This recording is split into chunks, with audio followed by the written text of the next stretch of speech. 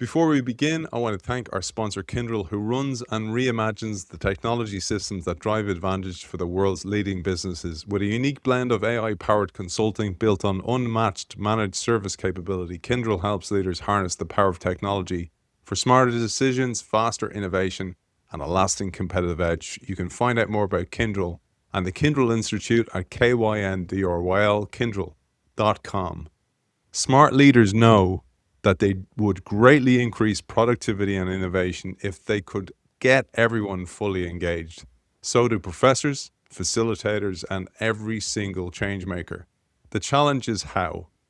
Liberating Structures are novel, practical, and no-nonsense methods to help you accomplish this goal with groups of any size. Prepare to be surprised by how simple and easy they are for anyone to use. Today's book shows us how, with detailed descriptions for putting them into practice, plus tips on how to get started and traps to avoid. It takes the design and facilitation methods experts use and puts them within the reach of anyone in any organization or initiative, from the front line to the C-suite.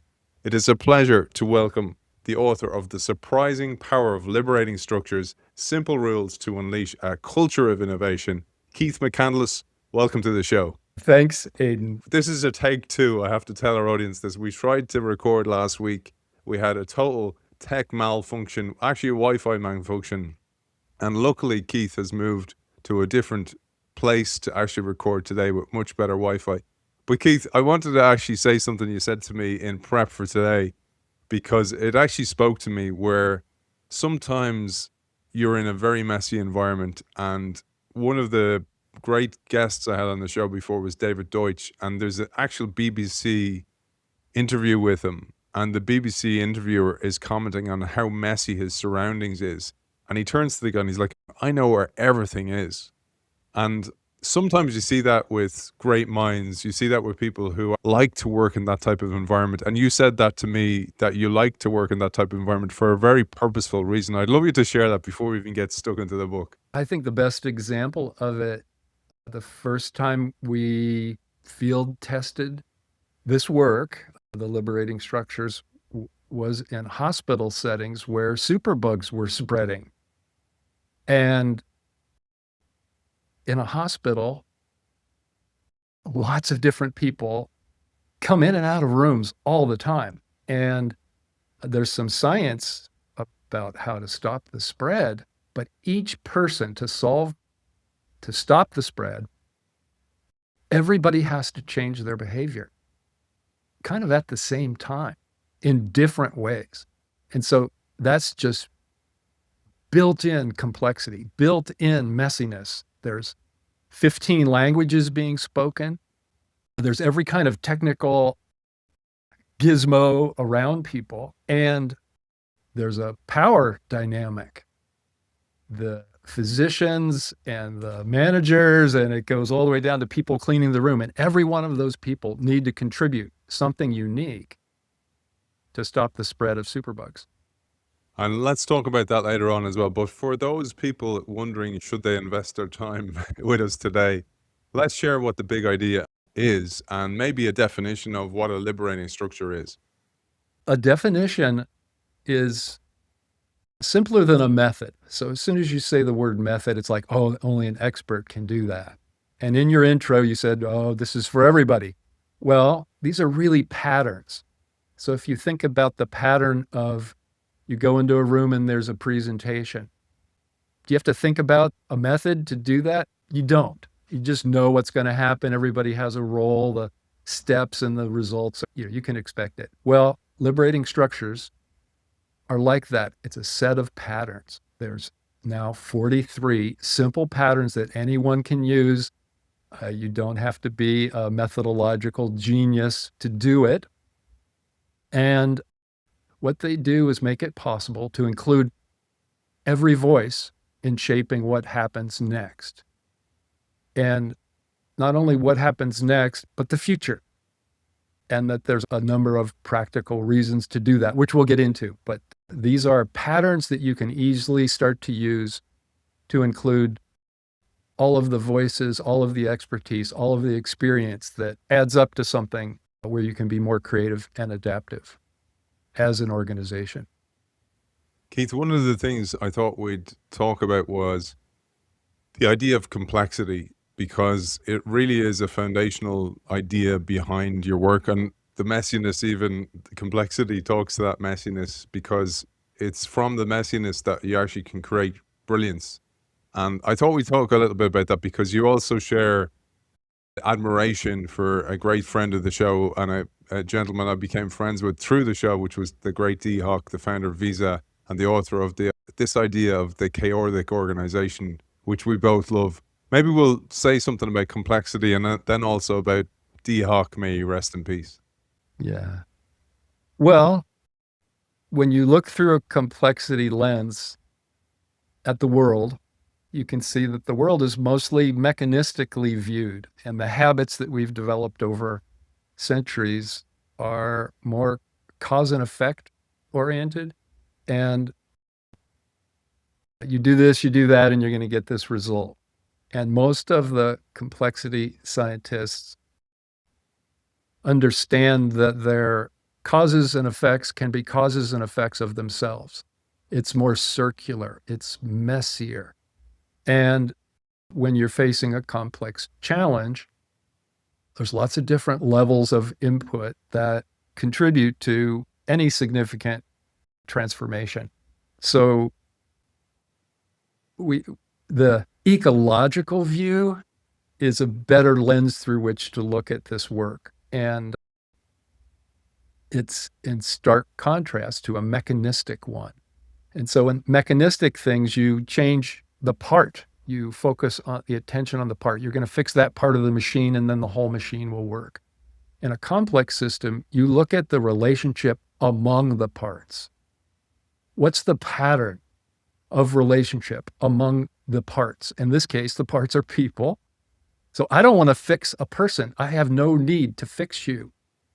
You are perfect as you are, but the way you're relating, the pattern of how you're relating to others in your work environment or your family or even to yourself, that pattern of relating, if you take a small enough view, and we take a microstructural view of it, if you can shift that pattern, that shifts the entire system, not just a part. So the beauty of it, and the simplicity of it is you can ignore fixing the parts, but you focus all your attention on the pattern of relationship among the parts. We'll dive into that, because the big thing I took from the book was I loved, and we hosted on the show before, BJ Fogg, who wrote the book Tiny Habits, who spawned books like Atomic Habits. James Clear, I think, even took one of BJ Fogg's classes.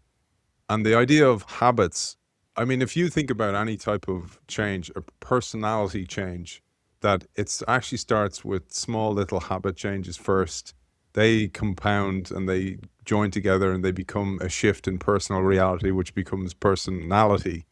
And I loved what you wrote here. You said it is possible to influence culture instead of change culture. Through the use of liberating structures, the word change itself implies from going from A to B, which suggests that B is already been decided. And there's a diagram in the book, and I'm going to show this on the screen for those people watching us on YouTube. But for those who aren't, let's have a little bit of empathy for them, because this diagram shows how liberating structures influence change rather than change itself. So I'm going to share this on the screen now, and let's just describe it a little bit for those people who can't see it, Keith. A lot of attention is paid in most organizations on values, what we say, the way it should be. And pretty clearly you can see that what we say, there's a difference between what we say and what we do, and there's tension associated with that. The other thing that gets a lot of attention are the beliefs, the vision of what should be.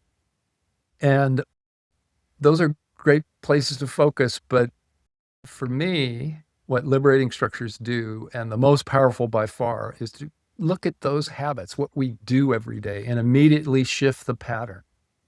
And with that, we can get closer to doing what we say is important. With our values, we can reduce the difference between what we say is important and what we actually do. And there's various liberating structures to help specifically with that. And these beliefs that we have, because we're getting closer to doing what we say is important, beliefs change about what is possible. And for me, the most powerful, simple place to immediately get started is with, and that's the pattern of everyday interaction. So when you go into a room, who participates, who speaks, and who listens? How much time do they have? And you can play around with those things very quickly and make a dramatic influence on this larger thing is the culture. The interaction of these three elements creates a culture, and the primary place to focus with liberating structures is on these everyday habits. I loved what you said here. You said at the core of the book is the practical idea that simple shifts in our routine behaviors, our patterns of interaction make it possible for everyone to be included, engaged, and unleashed in solving problems, driving innovation, and achieving extraordinary outcomes. But you go on to say, liberating structures help us let go of control safety.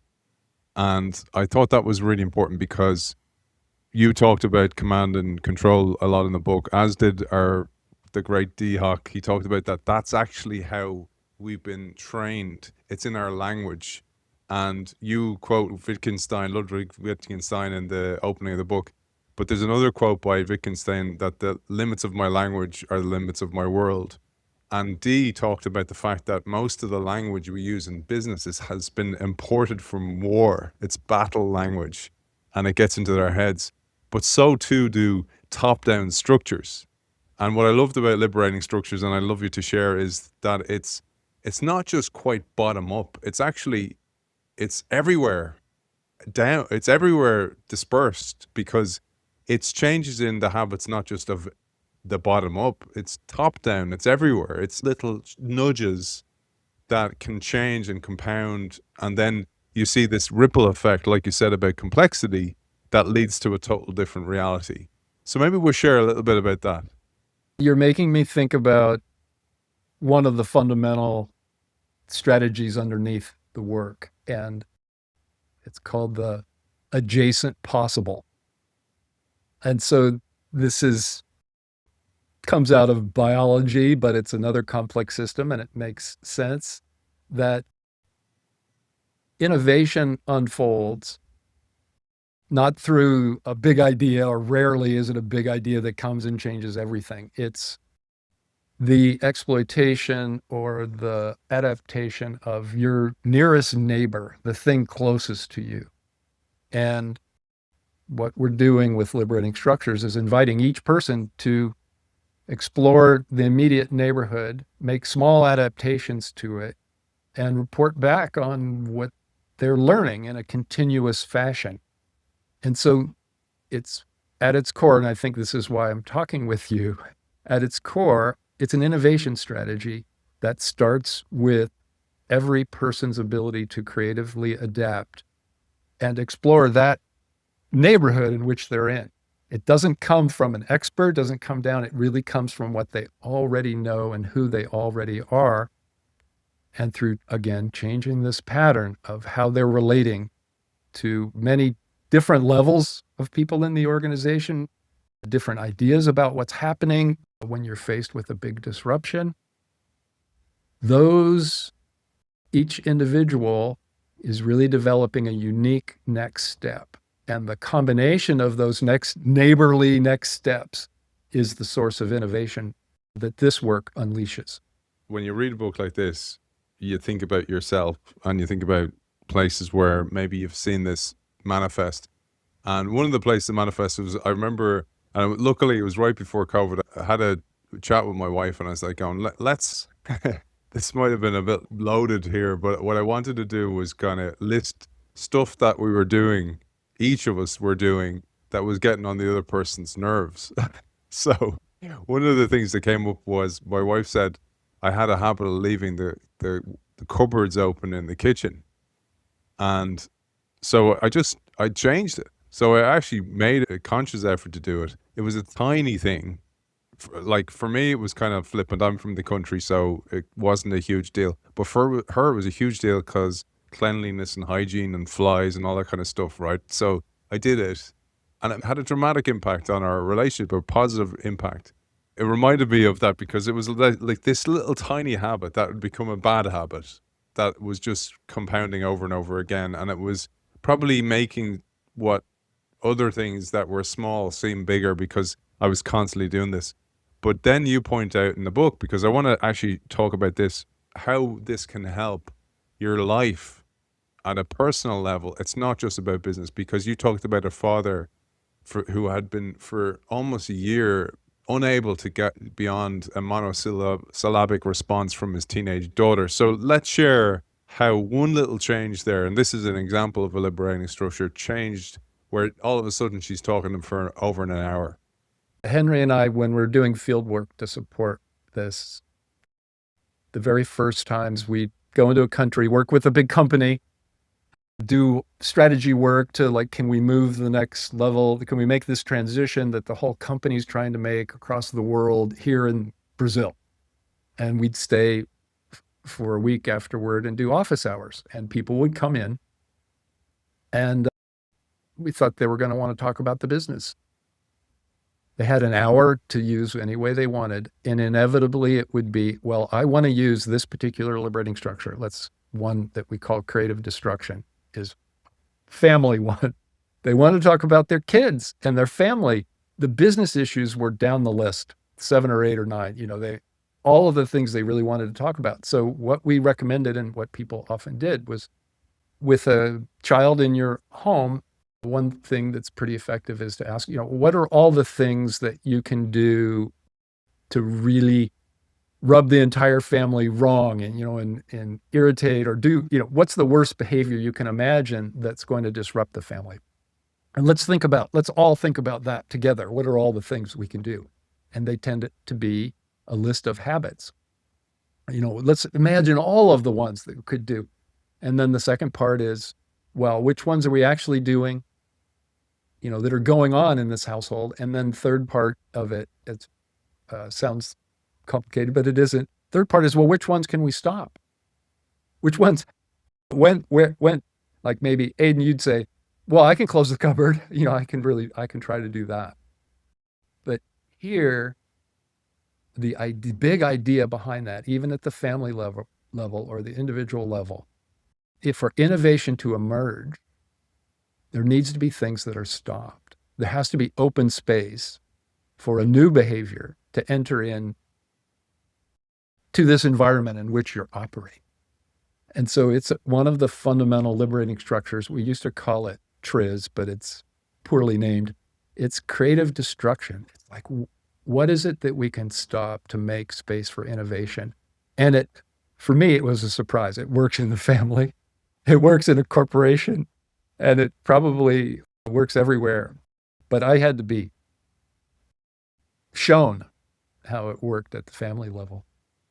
I love it. And it reminded me of a Peter Drucker quote that if you want to do something new, you have to stop doing something old.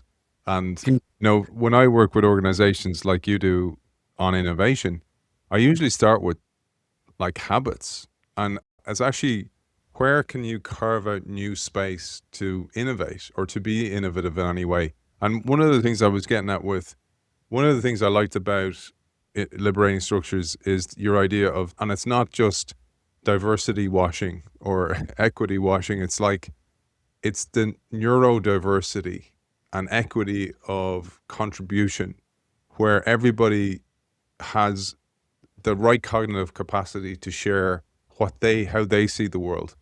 And if everybody's doing that, you have just such a bigger range of options from that. And I think that's such an important thing. Before we start to go into the concepts of macro structures and microstructures and how most of us are limited with what we actually use, let's share the importance of that quotient that we can lean into as organizations and as leaders.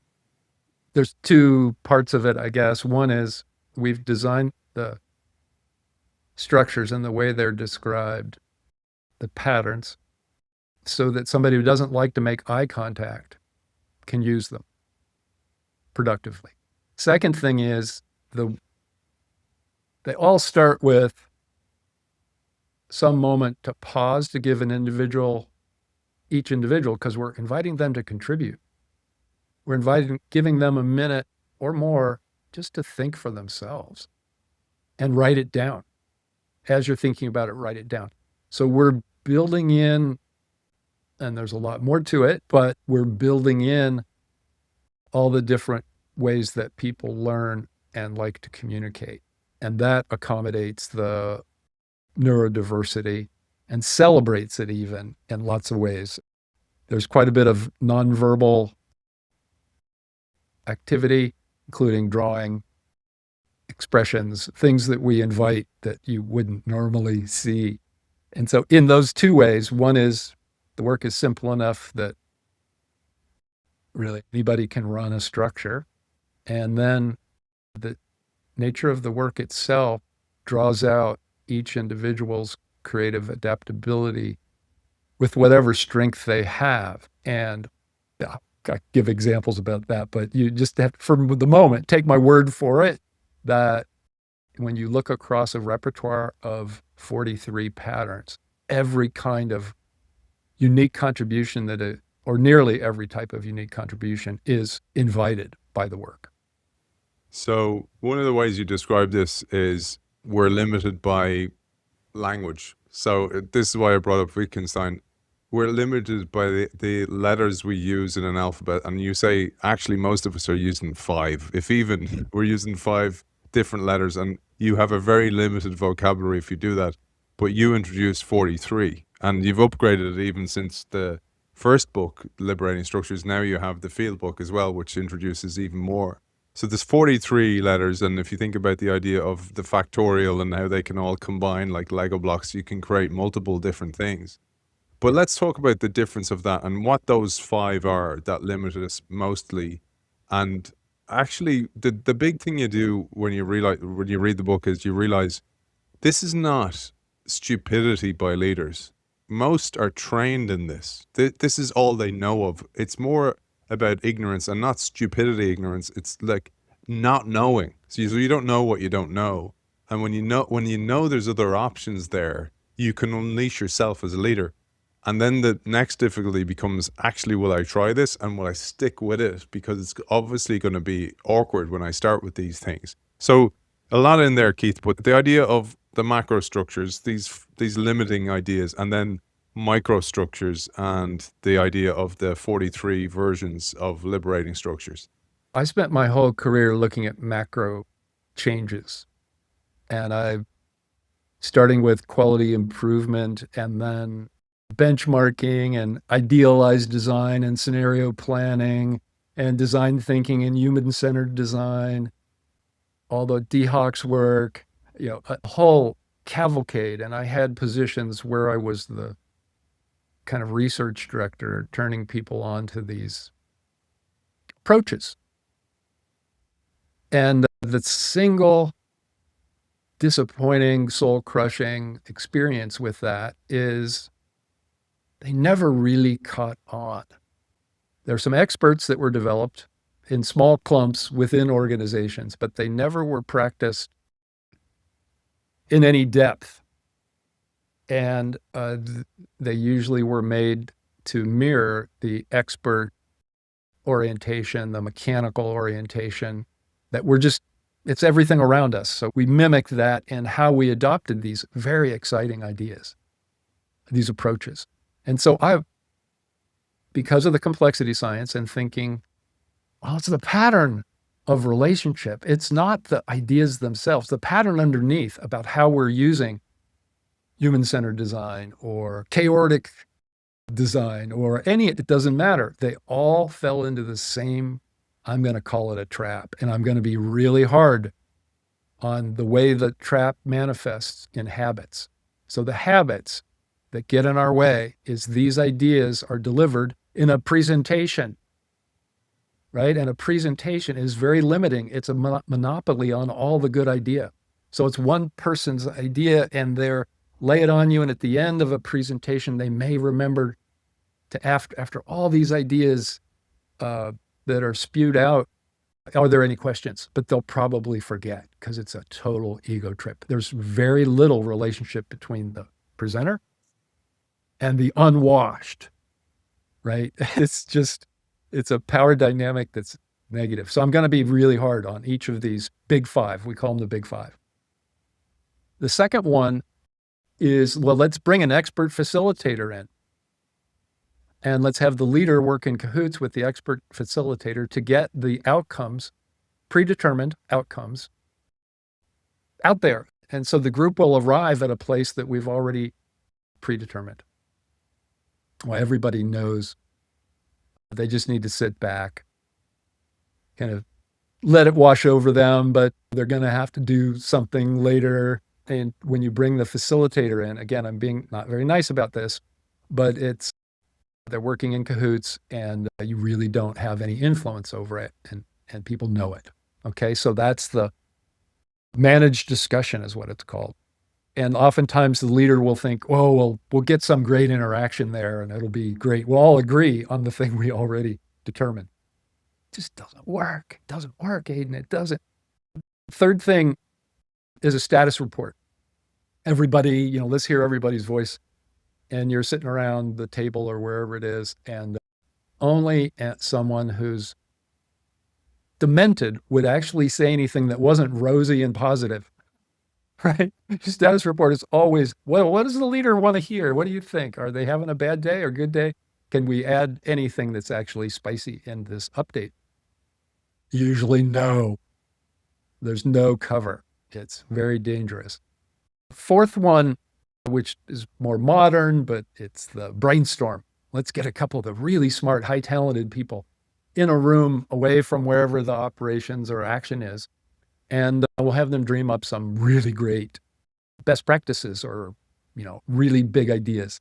And then later on, we'll have to bribe or coerce people to adopt those brainstorm ideas. Right? So that's brainstorming. And again, I'm not being nice, but that's often how it rolls frequently. So these are all patterns. I'm describing a dynamic and a pattern. And then the fifth one of the big five, and these are the only ones we seem to use.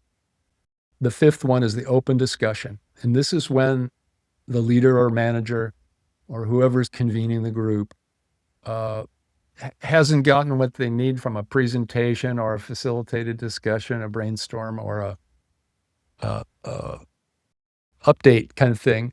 And they just say, anybody can say anything, the rules are open. And typically what that does, there's not enough structure there. So a couple people get into a familiar argument and everybody is sort of amused, but it's not productive kind of conversation. And then at the end, the manager or leader usually has to say, isn't it great that we all had a chance to say what we think? And now we're going to go with the idea that that we had before. And it's all so that's what we have, Aidan. I'm not being nice about it, but that's kind of where we are. And it's all either over controlled or under controlled. I'm trying to think of the guy. There's a quote. Oh, it's like, if I want your opinion, I'll give it to you. And it's kind of like that. It's like, we have the strategy. We have to pretend to the group that we've listened to them, so they feel that they're empowered and that we've taken in their feedback on board. There's a cartoon that I often share where it shows a lady putting an idea into an idea box, and then it's zoomed out, and underneath the table there's a shredder. It just shreds the ideas. I'm like, it's kind of like that. We go through this rigmarole, but it's actually not really listening to people when actually there's gold in there. Well, even if there's a strategy. So let's say Superbug work again, because this is where it started. I like to talk about it. It was really clear thing. There's things that work to eliminate superbugs, and everybody knew the strategy. They just didn't know. So the strategy is keep surfaces clean, wash your hands, isolate patients, right? So how does housekeeping do that? How does a busy doctor who just wants to pop into the room briefly, how do they do it?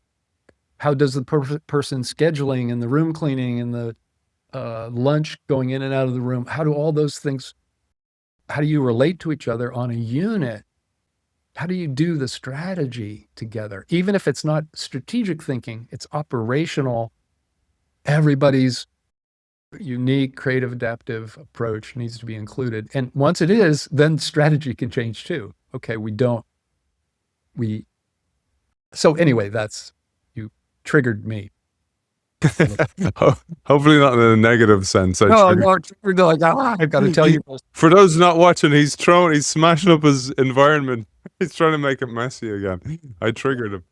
But I wanted to come back to one of the definitions because it's a term you coined, which is microstructures. And I'll pull a little excerpt from the book here. Tangible microstructures are the physical spaces where interactions or work take place. They are like the room where the family eats dinner. They include how we choose to arrange the tangible structural elements within that space, tables, chairs, flip charts, and the like.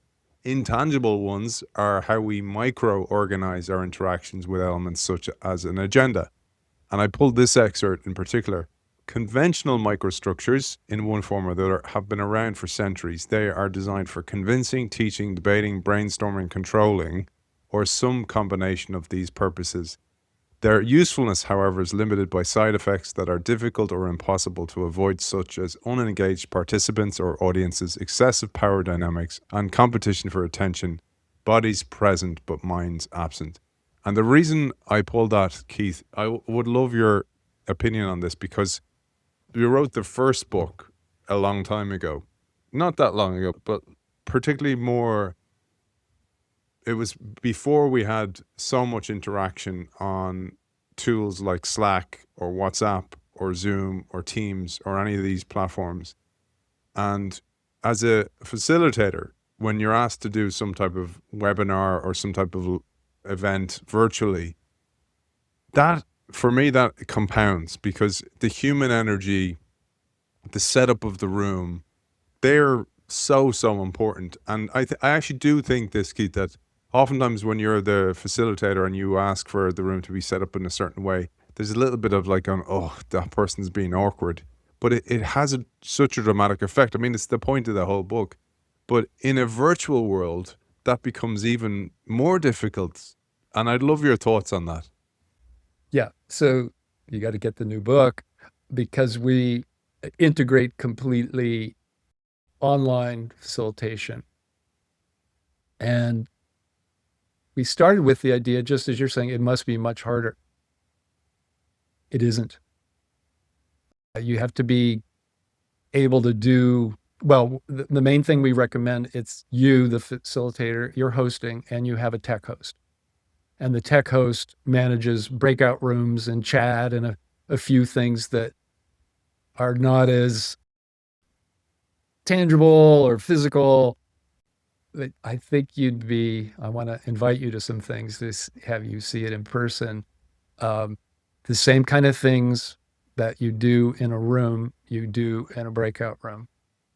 And there are some differences, but primarily all but one of the original Liberating Structures made it into the online repertoire.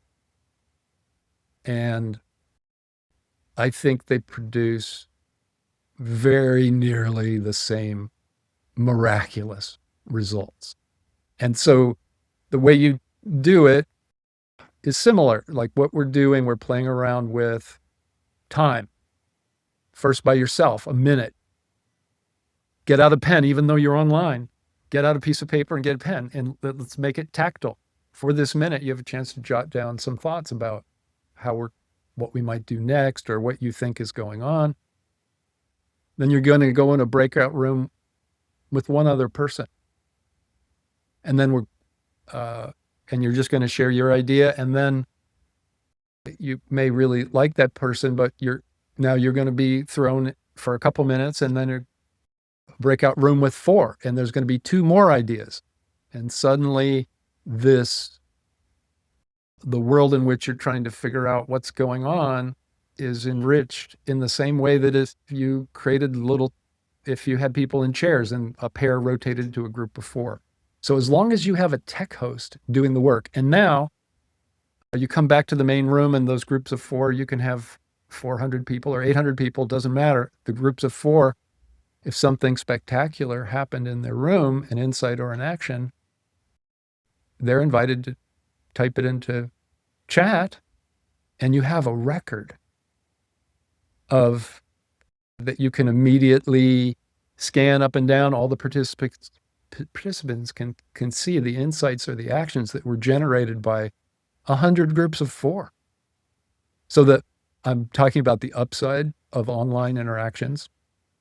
It is more challenging. I'll tell you that the reality of it is in generating momentum and action. Like, so what we want, and the reason Liberating Structures have spread around the world, is because they generate engagement, they generate resolve, and they generate action.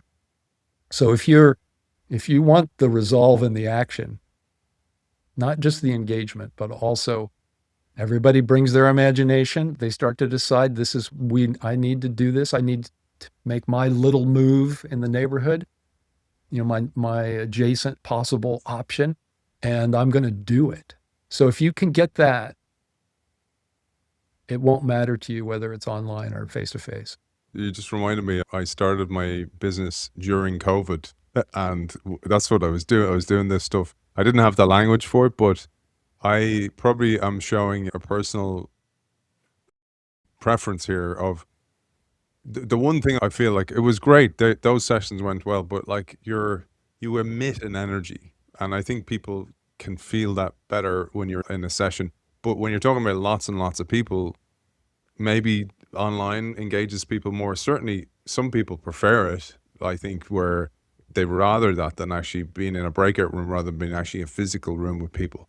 But you triggered one here for us. So you preempted a liberating structure. So I want to remind our audience again, liberating structures are almost like letters of the alphabet. They can be used to trigger habit change inside an organization, not bottom up, not top down, widespread across the organization.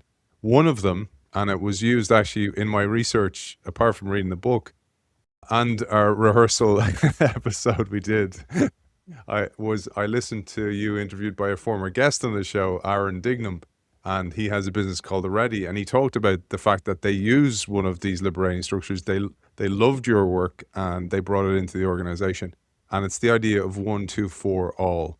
And if there's nothing else anyone else does from this episode, it's do this one, because this one, as long as you have, you're either facilitating or you have that many people in your business, you can't do it if you're on your own.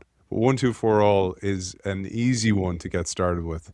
I'm going to give context to it. I was in Paris in a corporate headquarters, and I'm walking down the hall with my co-author, Henry, and a project manager comes and says, "Come and fix our meeting." It's a nightmare. It's been going on for 2 years. The project managers, there's 20 of us. We're in a room. It's tedious beyond imagination what's going on.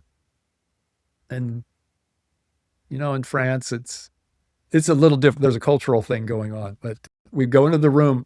The lights are turned way down. There's one person in the front droning with a projection on a screen, and everybody else has their computers open part way, and it looks like they're all doing email. And so we've been invited to fix the meeting, and this has been going on for 2 years. It's deadly. First thing, can we turn on the lights? Can we, and what we suggest, let's do a 1, 2, 4 all. What's wrong with this? So the invitation to the whole group is, how do you diagnose what's wrong with this meeting?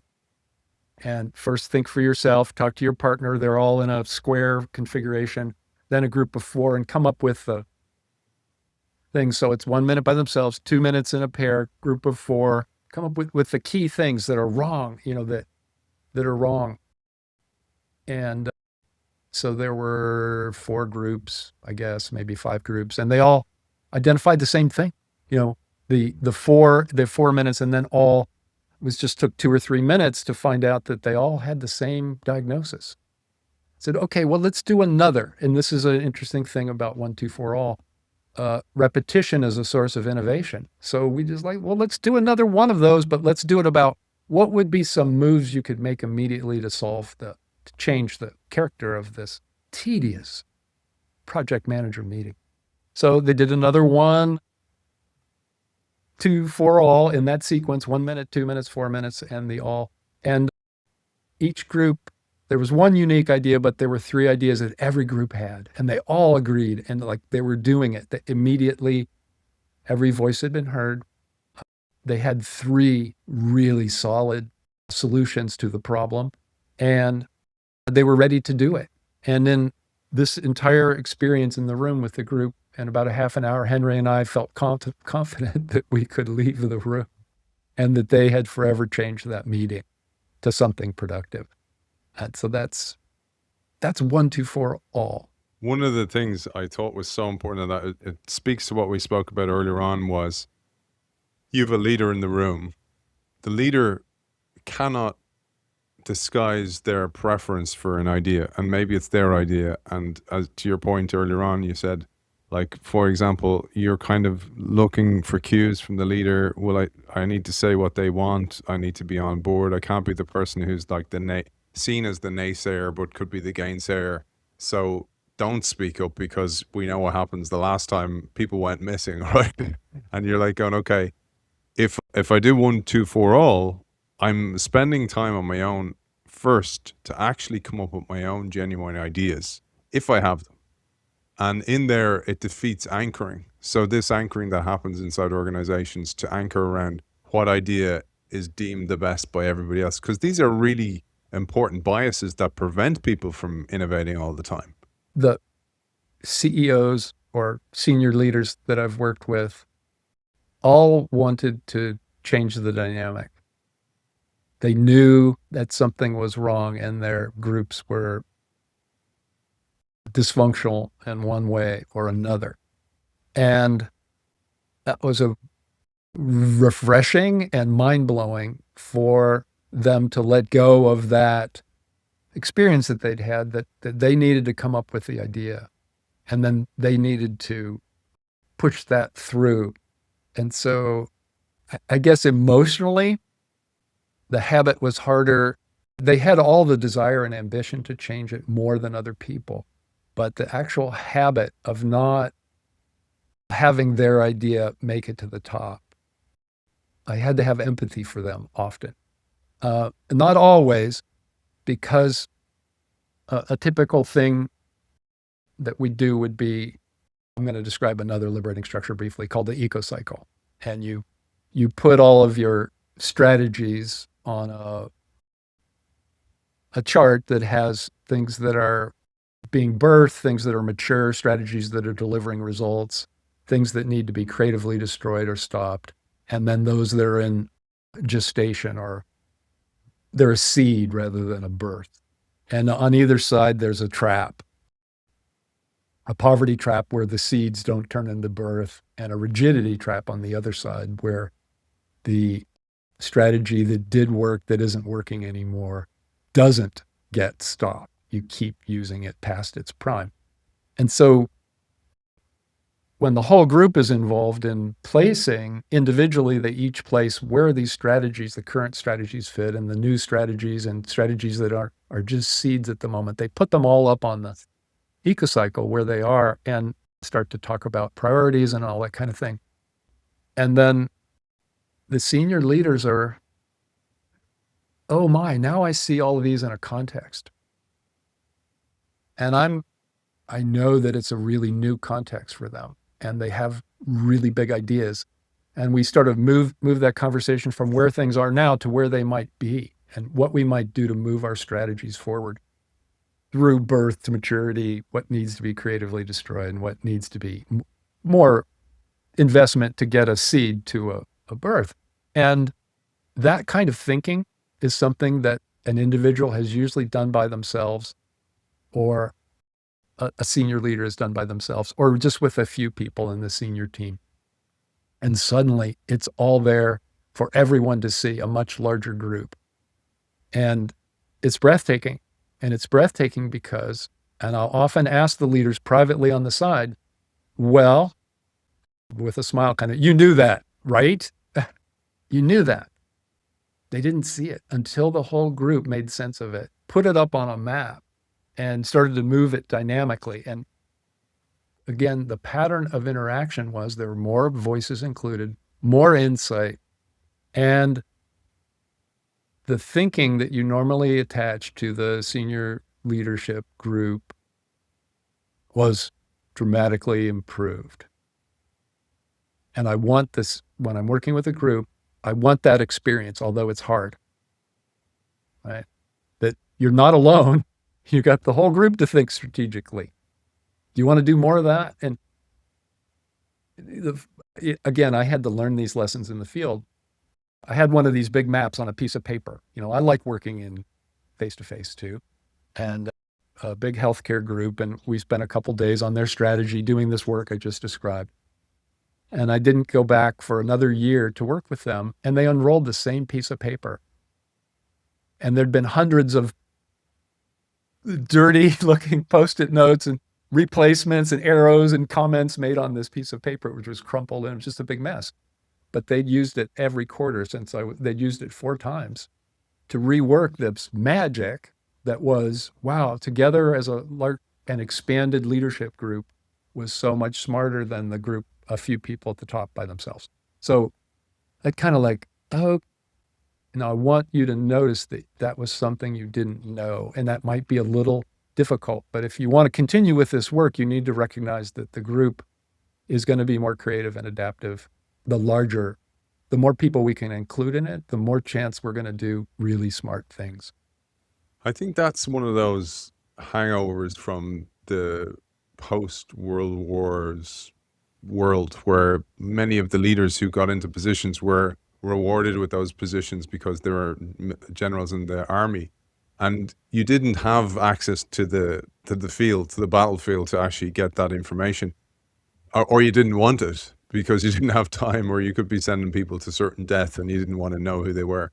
But that idea of the organization as everybody's empowered as sensors to detect danger, to spot opportunities, is a shift that is not really taught in business schools. And I think that this is where we're talking about the ignorance, that it's not stupidity, it's ignorance. It's not knowing that these options are there. And like you said, when the leader themselves has the psychological safety to go, actually, it was Keith in Sector 7G who came up with that idea, and you're talking in the boardroom and you're telling your board that, yeah, we've empowered the whole organization.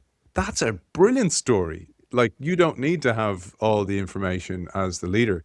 And it brings us to actually chapter 4 of the book, which is called Liberating Leadership. And this is about how leaders can avoid perpetuating the problems they complain about. And you open up this chapter by saying leaders don't purposely set out to demotivate employees or to discourage them from speaking up. They don't want to discourage cooperation. They don't want thousands of useless meetings conducted in their organizations. It's the contrary. They live with these frustrations because they don't see any other choice. So maybe we'll share some ways leaders can actually lean into this, some ideas they can employ. One I'll just wanted to remind you of is earlier on you talked about the idea of a new leader acquires a company. So this organization acquires another one. They're the company that's being merged. Of course, there's huge fear, huge resistance there. He goes and he has one meeting, conducts that meeting, total bomb site. It was terrible. But he goes a second time, and this time he just sits among everybody else. That's all, the only change. This is a liberating structure in action. Tiny change, dramatically different impact. So with that, I'll tee you up to talk about liberating leadership. Well, it's a big thing to move from commanding to guiding on the side. And 2 things. One is a little story.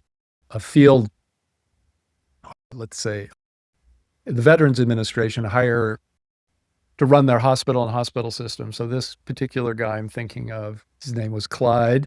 He sets up field hospitals and worked in Afghanistan, and a senior military leader. And he moved over to this hospital work in the US. And so he was pretty intrigued, and counterintuitively, in the military, you really do need a lot of intelligence from the field immediately shared back and forth. And so we were doing really early work with Liberating Structures, and there were 90 people in a big room, and they were trying to figure out how to do referral patterns or something. I don't remember the content very well, but we were using a liberating structure called User Experience Fishbowl, where a few people were talking about it, and they could ask people around the outside. These 90 people were in groups, and they were generating ideas too. And partway through, this leader, Henry and I couldn't tell if it was meaningful or what was going on, but this leader just threw up his hands and said, "This is the best conversation, the most action-oriented conversation we've ever had together. All the decisions we just made," and I didn't hear any decisions at all, "are final." He got so excited about this exchange from people closer to the field with the leadership decisions that he needed to make as a whole organization, that he was ready in that moment to just like, okay, those are decisions. Now, that's too fast and too soon, and all kinds of things made me uncomfortable about it. But that's the relief that a leader can feel when suddenly they can rely on more people and have some patterns to use to rely on more people to generate direction. Now, the other little story I want to tell you, I can't tell you how many very senior leaders would say to me, "Keith, when I retire, the thing I want to do is what you're doing." And it just made me think, well, why aren't you, wait a second, why you could be doing it right now. I swish in, I help you, and I go away. Well, you could do that every day here. And there's still some hesitancy. So some clumsiness. Aidan, I think you called it, it's going to be a little clumsy when you first start, right? You'd have to do 1 minute and then 2 minutes, and you need to switch groups. And then, there's all this stuff comes out. How do you make sense out of that? So it does take a little practice.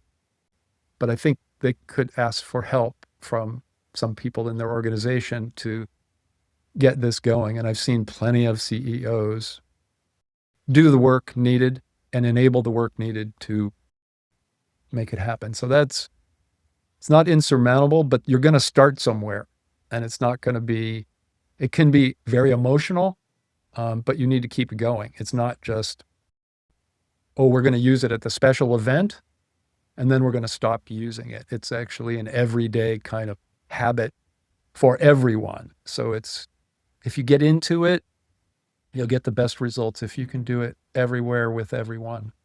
Amazing.